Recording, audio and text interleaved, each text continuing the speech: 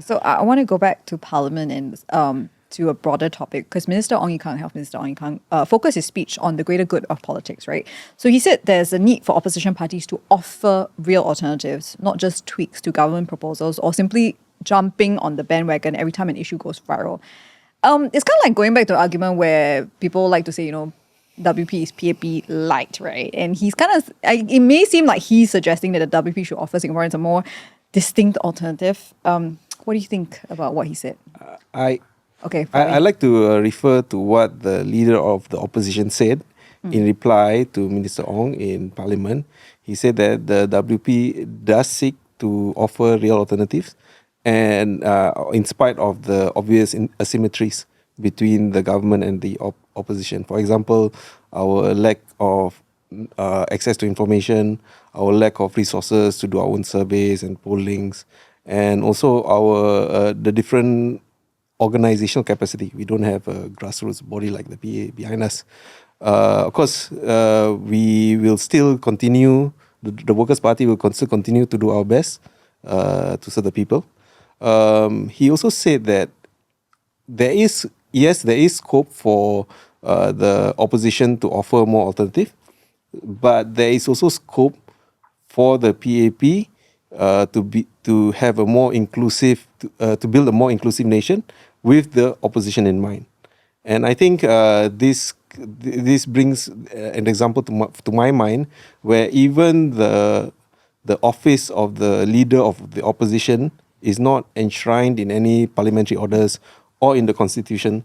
So what it means is that this office is not guaranteed, and any future government, should it decide to get rid of this office, can easily do so. So these are some of the constraints. It's not an excuse, but but the Workers' Party will continue to do what it has done and serve the people to the best of our abilities.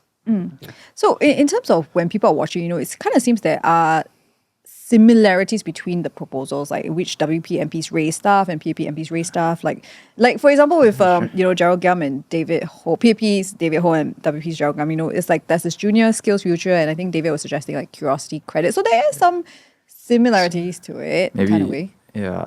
So he spoke on Minister Ong spoke on Tuesday, and I gave my speech on Friday about transnational industrial policy. Now that's very, very structurally different from whatever the PAP has ever proposed. So maybe he should revise his statements in light of what has happened, transpired in Parliament.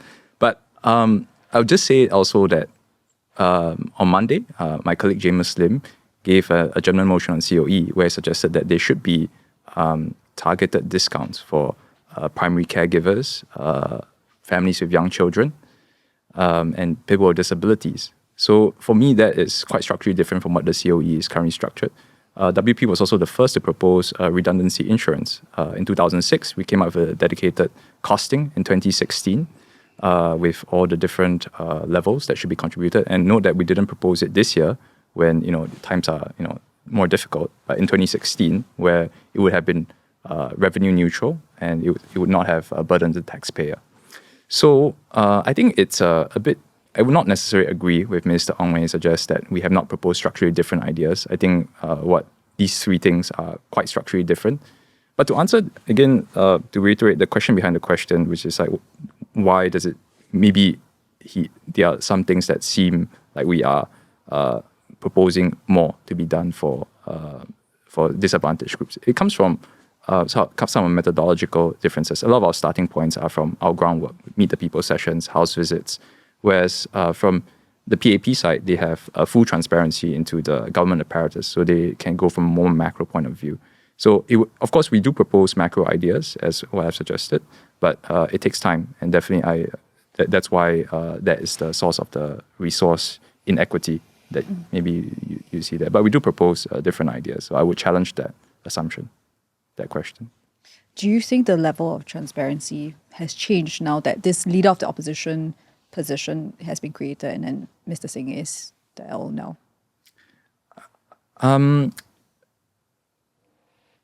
There are many parliamentary questions that we still ask and ask for a breakdown. For instance, we ask for each of the last 5 years, and usually the government respond for a 5-year consolidated figure. And As in you want like the individual. Yes. So while we are at liberty to ask, I still feel that we are not being given direct answers to many of our statistical questions. Fadli? I think at the end of the day, numbers matter, resources matter, and whatever the office represents, we still need more people in Parliament to ask the necessary and questions to get a higher level of transparency and accountability from the government. Okay. So now that you've done round one of Parliament, it's a long 5 years to go also, what is the one big takeaway that you've had from this session? Can round us off, Kenneth? I think that there is definitely a more, I sense a more collegial, I would say, spirit from the PAP in the sense of parliamentary debate. And perhaps it's not as contentious as previous parliamentary sessions. So I would maybe like to see if that continues, and that will be a continued trend for the rest of this session. Fadli, agree? Because you did have quite a, I wouldn't say it's a contentious I don't think it's contentious, but it was an exchange, for sure. Yeah, I mean, I take it as a compliment. I think generally it was friendly and very constructive, and I think we will do our best to keep on our eye on the prize, which is to serve the interests of Singaporeans and make sure that we have the best government. And when I say government, I say both opposition and the PAP possible for them to serve them.